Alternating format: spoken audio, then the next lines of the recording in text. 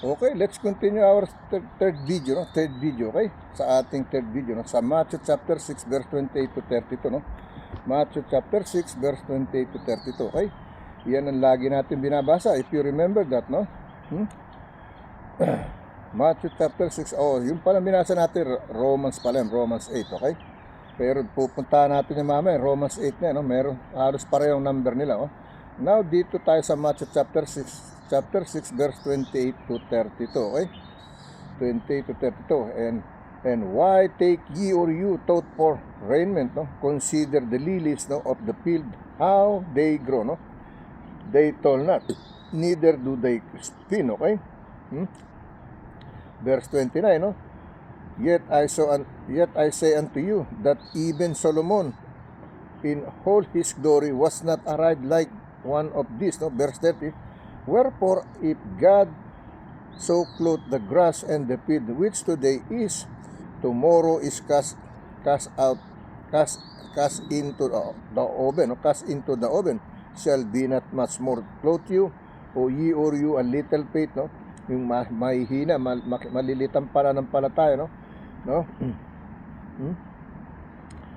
Okay, verse 31, no? Therefore take no thought, no, saying what shall we eat, no, or what shall we drink, no, or wherewithal shall we be clothed, okay? Verse 32, no? Maaring isama na natin ng hanggang 34 ito, okay? Verse 32, no? For after all these things, no, do the Gentiles seek, no? For your heavenly Father knoweth that ye or you have need of all these things, okay? Verse 33, but seek ye or you first the kingdom of God, no? And his righteousness, all these things shall be added unto you, no? Verse 34, no? Take therefore no thought for the morrow shall take thought, no? For the things of itself, no, sufficient unto the days in the evil thereof, okay? So, yun yung ating Matthew chapter 6 verse 28 to 34 na. Sinama na natin, tinapos na natin, no? Kasi we have less scripture chapter verse in the third video, no? So, I include more verses, okay? Alright. We can read that again, okay? It says on the verse 28, no? And why take ye or you thought for the raiment, no? Consider the lilies of the field, no? How they grow, no? They toil not, neither do they spin, no? Verse 29. And yet I say unto you that even Solomon in all his glory was not arrayed like one of these, no? Verse 30. Wherefore, if God so clothed the grass of the field, which today is, and tomorrow is cast into the oven, shall he not much more clothe you, O ye or little faith, no? Verse 31, therefore take no thought, saying, what shall we eat, or what shall we drink, or wherewithal shall we be clothed, okay? Verse 32, for after all these things do the Gentiles seek, for your heavenly Father knoweth that ye or you have need of all these things. So, kailangan natin lahat yan. Verse 33, but seek ye first for the kingdom of God, no, and his righteousness, no, and all these things shall be added unto you, no. Verse 34, no, take therefore no thought for the morrow shall thought for the thing of itself sufficient unto the days, and the days is the evil thereof, okay? Basahin natin nga sa Tagalog version, okay? Ang sabi rito, no, sa ating Mateo na 6 versikulo 28 hanggang 34 na. Sinama na natin, binuno na natin yung scripture, yung verses, okay? Hanggang 34, okay? Ang sabi rito sa Spanish, na Mateo kapitulo 6 versikulo 28 hanggang 34, no? At tungkol sa pananamit, bakit kayo nangababalisa? Wariin ninyo ang mga lirio sa parang kung paanong nagsisilaki, hindi nagpapagal ni nangagsusulid man, okay? Versikulo 20, no? Gayon may sinasabi ko sa inyo na kahit si Solomon man sa buong kaluwalhatian niya ay hindi nakapaggayak ng gaya ng isang mga ito. Okay? Versikulo 3, ngunit pinararamitan ng Diyos na ganito ang damo sa parang na ngayon ay buhay at sa kinabukas ay iginagatong sa kalan. Hindi baga lalo na kayong pinararamtan niya o kayong nakakaunti ang pananampalataya, no? Mahihina, okay? Kaya huwag kayong mga balisa, no? Na magsabi anong aking kakanin o anong aming iinumin o anong aming daramitin, okay? Versikulo 34, sapagkat ang lahat ng mga bagay na ito ay siyang pinaghahanap ng mga hintil. We are all the Gentiles, no? If we are not born in Israel, we are all Gentiles, no?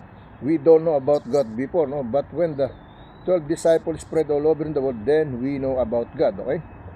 Ang sabi, sapagkat ang lahat ng mga bagay na ito ay pinaghahanap ng mga hintil, yamang talastas ng inyong Ama sa kalangitan, na kinakailangan ninyo ang mga bagay na ito, okay? Versikulo 33, dapat hanapin muna ninyo ang kaniyang kaharian at ang kaniyang katuwiran, at ang lahat ng mga bagay na ito ay pawang idaragdag sa inyo. Ito, idinagdag niya to sa akin, okay? Sa kahanap ko anting-anting, ito pa rin ang pinakita talaga niya sa akin ang katotohanan, okay? Natagpuan ko ang katotohanan, okay? Believe me or not, that's fine, no? That is your freedom. My freedom is my freedom, okay? But He showed me the right one, okay? He guide me in the right one. Dapat hanapin muna ninyo ang kanyang kaharian, no? At ang kanyang katuwiran, at ang lahat ng mga bagay na pawang idaragdag sa inyo. Sabi sa English, but seek ye first the kingdom of the God, no? And His righteousness, and all these things shall be added unto you, okay? Yan sabi sa versikulo 34, no? Kaya't huwag ninyong ikabalisang sa araw ng bukas, sapagkat ang araw ng bukas ay mababalisa sa kanyang sarili, sukat na sa kaarawan ang kaniyang kasamaan, okay? He said in verse 34, no? Sa Matthew chapter 6, verse 28 to 34, take therefore no thought for the morrow, and for the morrow shall take thought for the things of itself. Sufficient unto this day is the evil thereof, okay? Yan ang sinasabi. Basahin natin sa Spanish, okay? Okay, let me continue din in Spanish, no? Mateo kapitulo 6, no? Versikulo 28 hanggang 34, okay? Here is in Spanish, no? Y por el vestido porque os apanaes considerad los lirios del campo, no? Como crecen, no trabajan ni hilan, okay? Versikulo 29, pero os digo que ni aun Solomón con toda su gloria si vistió así como uno de ellos, okay? Versikulo 30, no? Y si la herbia del campo que hoy es y mañana si echa en el horno, no? Dios la viste así, no hará mucho más vosotros, hombres de poca fe, ¿no? Okay? Versikulo 31, no os apenéis pues diciendo que comeremos o que beberemos y que vestiremos. Versículo 32, ¿no? Porque los gentiles buscan todas estas cosas, pero vuestro Padre Celestial sabe que tenéis necesidad de todas estas cosas, ¿no? Versículo 33, ¿no? Mos buscad primeramente el reino, ¿no? De Dios y su justicia, y todas estas cosas os serán añadidas, ¿ok? Versículo 34, ¿no? Así que no os apiñéis por el día de mañana, porque el de mañana traerá su afán, basta cada día su propio mal, okay? Yan ang sinasabi, no? Okay? Now, let's go to the other scripture chapter. We have another two left, okay? Dito naman tayo sa ating Luke, no? Luke chapter 2, verse 12 to 16, okay? Luke chapter 2, verse 12 to 16, okay? 12 to 16, no? And this shall be a sign unto you. Ye or you shall find the babe wrapped in swaddling clothes, lying in a manger, no? This is Jesus Christ, no? Born in the Bethlehem, okay? In the manger, okay? Verse 13, and suddenly there was with the angels and multitude of the heavenly hosts, no? Praising God and saying, no? Verse 14, glory to God in the highest, no? And on the earth God will toward them, okay? Toward men, okay? Verse 15, no?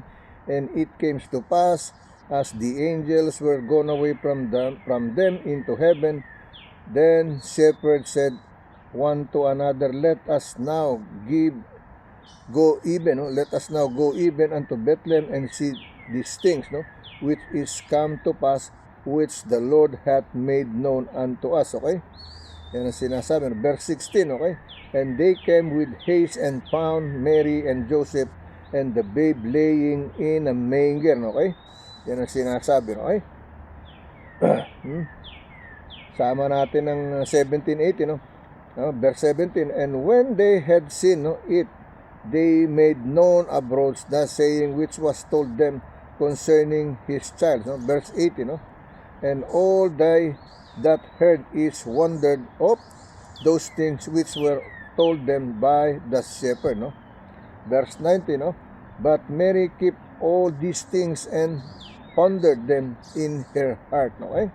Ayan ang sinasabi, no? Okay? So, ginawa natin hanggang 20, no? Okay? Verse 12 to 20, okay? Now, let me read in Tagalog version, no? Luke chapter 2, verse 12 to 20, okay? That's what we read, okay? Here is in Tagalog version, okay? At ito ang sandali, no? Nandito na naman ang aking anak na to, no? Saglit lang, no?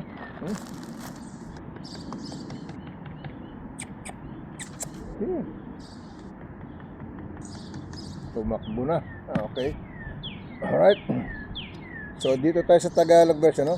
At ito ang sa inyo ay magiging pinakatanda, no? Masusumpangan ninyo ang isang sanggol na nababalot ng lampin na nakahiga sa isang pasabsaban, okay? Versikulo 23, at biglang nakisama sa anghel ang isang karamihang hukbo ng langit na nangagpupuri sa Diyos at nangagsasabi, no? Versikulo 24, duwalhati sa Diyos sa kataas-taasan at sa lupa'y kapayapaan sa mga taong kinalulugdan niya. Versikulo 15, no?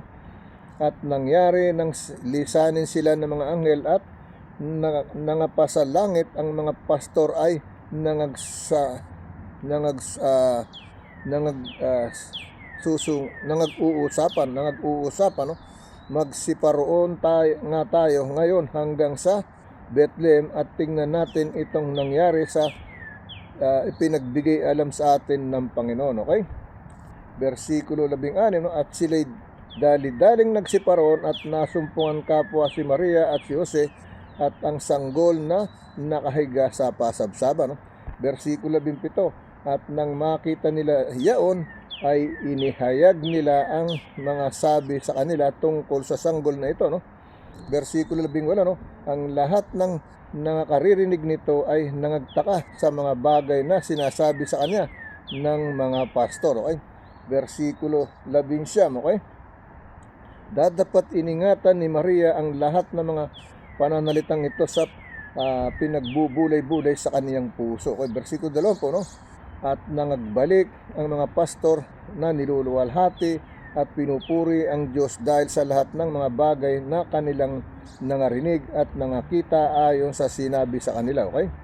He became a witness about the birthborn of the Son Jesus, no? Alright, now let me read in Spanish, okay? Okay, let me continue in Spanish, no? Luke Kapitulo 2, no? Lucas Kapitulo 2, versikulo 12 hanggang 20, no? Luke Kapitulo 2, versikulo 12 hanggang 20, okay?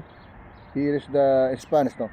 Esto os severa dicenal hallares al niño envuelto en pañales, acostado en un pesebre. Versikulo 13, no? Y repetidamente apareció con el ángel una multitud de las huestes celestiales que alababan a Dios y decían, ¿eh? Versículo 14, ¿no? Gloria a Dios es en las alturas y en la tierra paz, buena voluntad para con los hombres, ¿eh? Versículo 15, ¿no? Sucedió que cuando los ángeles se fueron de el cielo, los pastores se dijeron unos y otros, pasemos pues hasta Belén y veamos esto que ha sucedido, ¿no? Y que el Señor nos ha manifestado, ¿no? Versículo 3, vinieron pues apresuradamente y hallaron y María y José y al niño acostado en el pesebre, ¿no? Versículo 17, ¿no? Y al verlo dieron conocer lo que sí las había dicho acerca del niño, ¿ok? Del niño, ¿ok?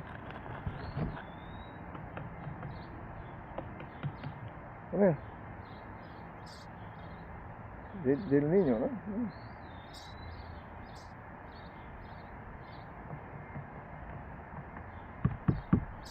Del niño, right?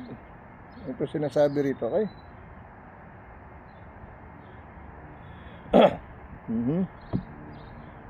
Sana tayo, del niño, no? Okay? Ito dito, no? Ang sabi sa versikulo 7, y el verlo dieron conocer lo que sí les había dicho acerca del niño, okay? Versículo 18, y todos los que oyeron sí maravillaron de lo que los pastores las decían, ¿no? Versículo 19, pero María guardaba todas estas cosas, ¿no? Meditándolas, ¿no? Meditándolas y su corazón, ¿no? En su corazón, ¿no? Versículo 20, ¿no? Y volvieron los pastores glorificando y alabando a Dios por todas las cosas que habían oído y visto como si les había dicho, okay? Yan yung ating Lucas, no? Kapitulo 2, versikulo 12 hanggang 20 ang binasa natin, okay? Pero babasahin pala natin tong nakalimutan natin yung Matthew. Nandito na tayo sa sa Luke, no? Nalampasan natin ito. So let me read this Matthew, no? Sa ating Passion Show, okay? Sa Passion Show, no? Ang title ay Peace with God Passion Show, okay? Alright? Hindi ma-translate sa Tagalog kaya hindi ko mabigay. So pwede naman ang title niya, no? Peace with God, no? Peace with God, okay? Passion Show dito sa natin sa Devotion Healing Prayer, no? And why are you worried about clothing? Notice he that lilies of the field grows, they do not labor nor do they spin, no? Thread for cloth, yet I say to you that not even Solomon, no, in all his glory clothed himself like one of these, okay? Remember yesterday we read Matthew chapter 6:27, okay? Now we read only in one verses difference, no? We read verse 20, yesterday we read Matthew chapter 6 verse 27 to 31, and now we're gonna read Matthew chapter 6 verse 28 to 32, okay? Dinagdagan pa nga natin, ginawa pa natin 34, di ba? If you remember, no? We read verse 28 to 32, okay? That's what we read, no? Sa Matthew, no? Now let me read this, no? And said here, no? Sa ating God with peace, peace with God, passion, no? And why are you worried about clothing? Notice how they lilies in the field grow, no? They do not labor nor do they spin thread for cloth, no? Yet I say unto you that not even Solomon in his glory clothed himself like one of these, no? Matthew chapter 6 verse 28 to 34, no? Everyone needs to wear clothing in different occasion, call for different outfit choices, no? You wouldn't wear the same outfit for working outside that you would to a wedding, okay? Even though clothing is a necessity, Jesus taught that you don't need to be consumed with thinking about it. Even King Solomon, the richest man, didn't wear clothing, no, as spectacular as the way the Lord clothes the lilies, no, since God naturally provides a stunning beauty for living things. Of course, no, He has the ability and resources to clothe you too. Looking to the Lord for your clothing can seem a bit strange until you invite, no, Him into the process. The next time you're ready to shop for clothes, pray first, no? Pray for Him to provide what you need. Pray for Him to your eyes, to pray for Him to open your eyes, no, to what you should purchase them, no, patiently, no, patiently, patiently, all right, patiently wait for Him, no, to surprise you with opportunities, no. He really will clothe you like the lilies of the field, okay? Like the lilies of the field, no? Father, no? Father, thank you for taking, no, of my needs and so many of my wants. I want to learn to bring you all my life, no? Even my shopping habits, okay? Yan ang sinasabi, right? Yan yung ating devotion healing prayer, alright?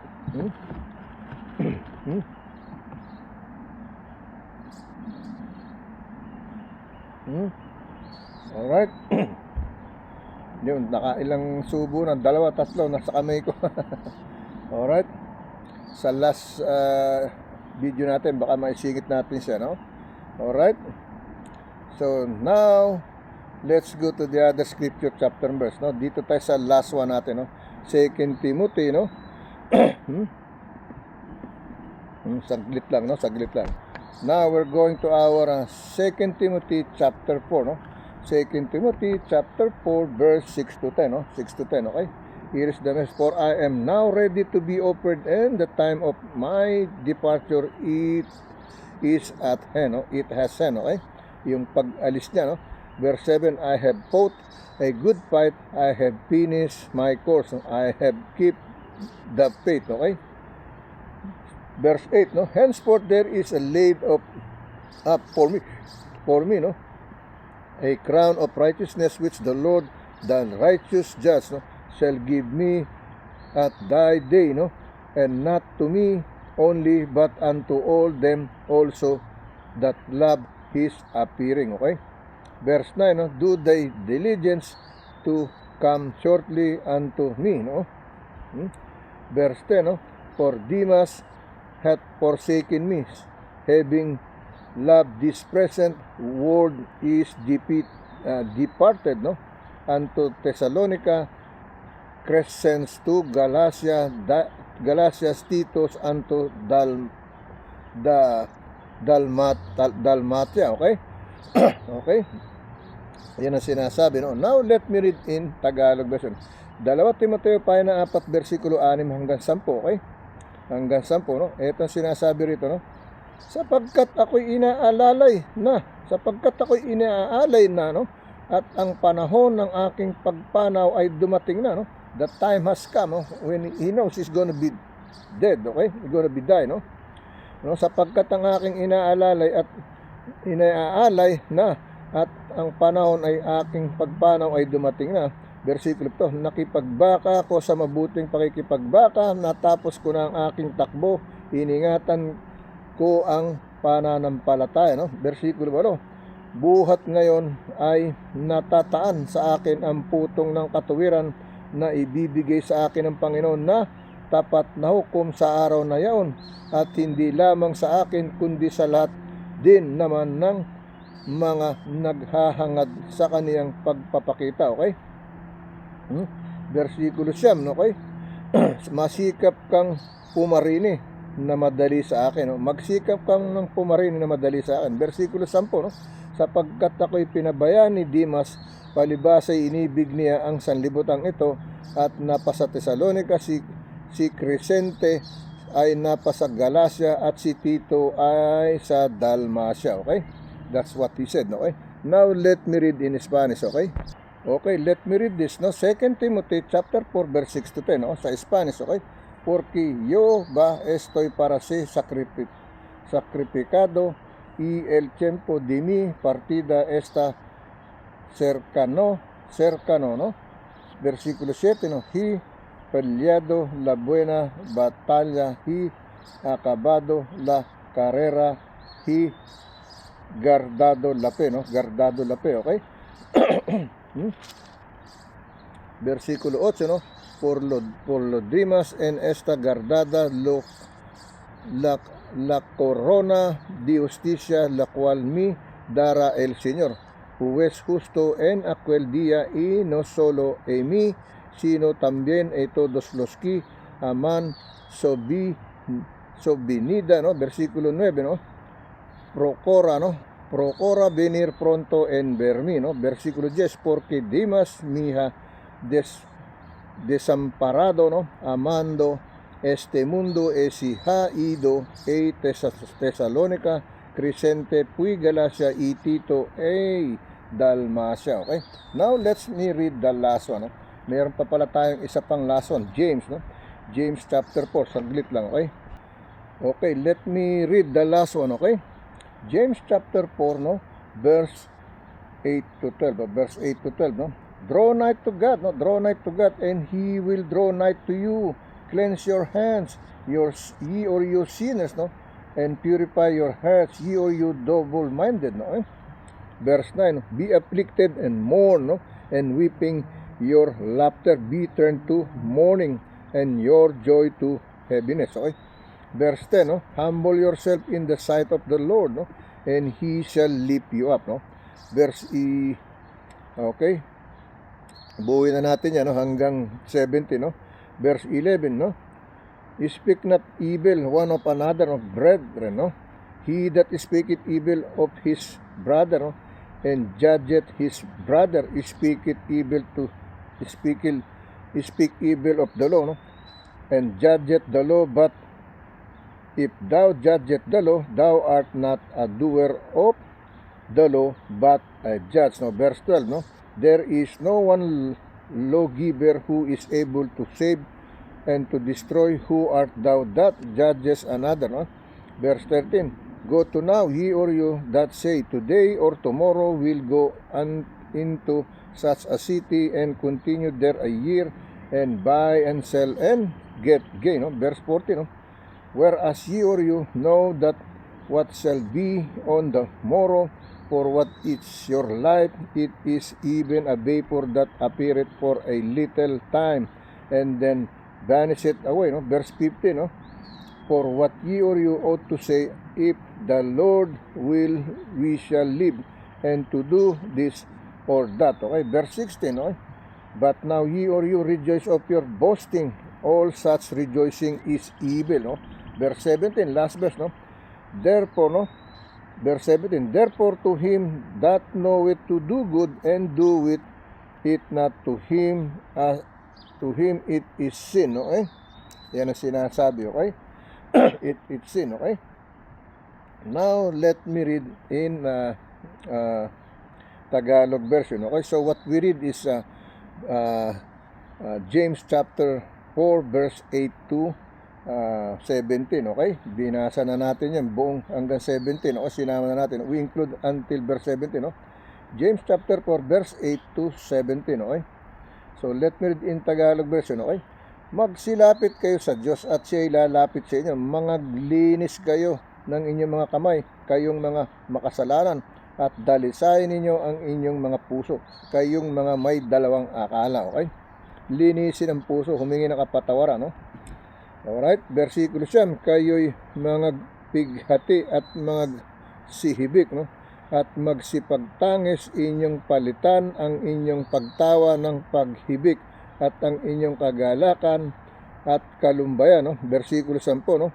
Magpakababa kayo sa paningin ng Panginoon at kaniyang itataas kayo, no? Versikulo 11, huwag kayong magsalita ng laban sa isa't isa, mga kapatid. Ang nagsasalita laban sa kapatid o humahatol sa kanyang kapatid ay nagsasalita laban sa kautusan, at humahatol sa kautusan dadapat kung ang ikaw ay humahatol at sa kautusan, hindi ka na tagatupad ng kautusan kundi hukom, okay? Versikulo 12, iisa ang tagapagbigay ng kautusan at hukom sa makatuwid bagay, ang makapagliligtas o makapagpapawasak, no? Dadapat sino ka na humahatol sa iyong kapwa. Versikulo 23, no? Magsiparito ngayon kayong nagsisipagsabi, ngayon o bukas ay magsiparoon kami sa gayong bayan, no? At titira kami doong 1 taon at mga ngalakal at magtutubo. Versikulo 24, no? kayo ngang hindi nakaalam na mangyayari bukas, no? Ano ang inyong buhay, no? Ano ang inyong buhay? Ano ang inyong buhay, no? Ang sabi rito, no? Kayong hindi na nakakaalam na mangyayari bukas, ano ang inyong buhay? Kayo nga'y isang singaw na sa sandaling panahon ay lumitaw at pagdakay napapawi. Versikulo 5, sapagkat ang dapat ninyong sabihin ay kung kalooban ng Panginoon ay nangabubuhay kami at gagawin namin ito o yaon. Okay? It says in verse 50, no? For that ye or you ought to say, if the Lord's will, no, we shall live and do this or that. Okay? That's the way it is. Okay? Yun na sinasabi, sapagkat ang dapat ninyong sabihin ay kung loloobin ng Panginoon ay mga buhay kami at gawin namin ito o yaon. Okay? Versikulo 16, no? Dadapat ngayon ay nagmamapuri kayo sa inyong mga pagpapalalo. Ang lahat ng ganitong pagmamapuri ay masama. Versikulo 27, no? Sa nakaalam nga ng paggawa ng mabuti at hindi ginagawa ito'y kasalanan sa kanya. Okay? Let me read in Spanish. Okay? Okay, let me read in Spanish, no? The last verse natin, no? Santiago kapitulo 4 versikulo 8 hanggang 17, no? Acercaos y Dios y él se acercará vosotros pecadores, limpiad los manos y vosotros los de doble ánimo purificad vuestro corazones. Versículo 9. Afligos y lamentad y ilorad vuestra risa se convierta en loro, ¿no? Y vuestro gozo en tristeza, ¿no? Versículo 10, ¿no? Humillaos delante del Señor y Él os exaltará, ¿no?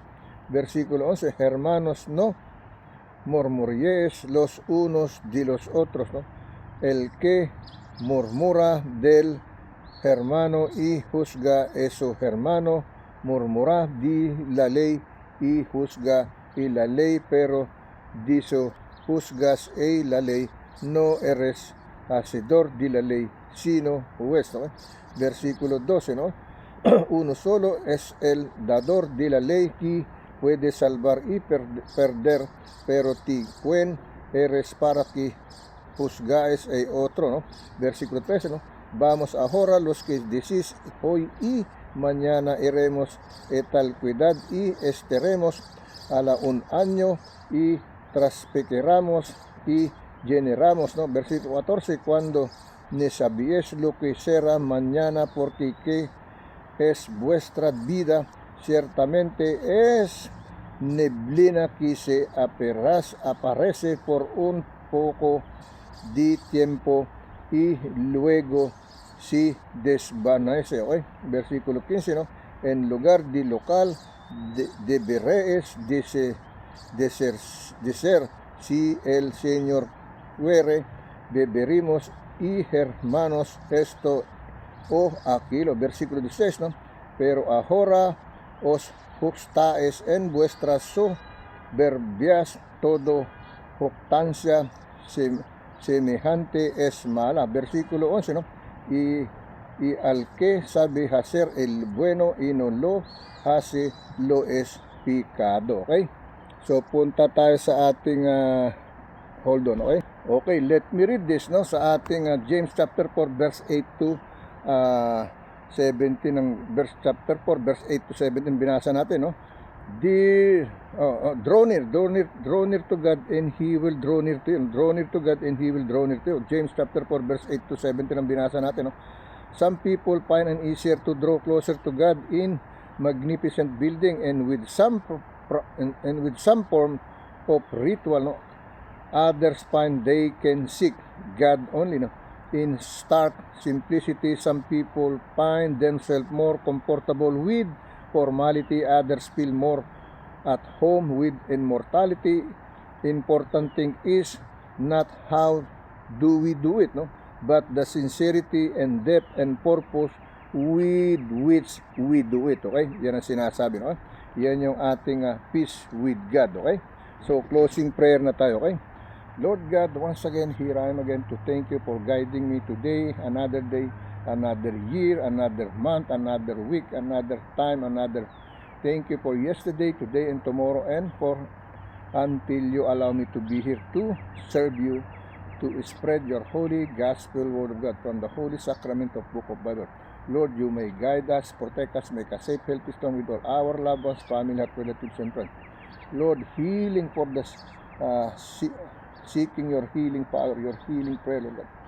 Your healing power, Lord God. Lord, comfort all in the middle of war and the victim of war, Lord God.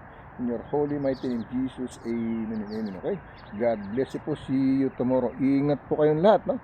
Huwag po tayong hihiwalay sa Panginoon. Lagi tayo umakap sa Kanya. Okay? God bless you.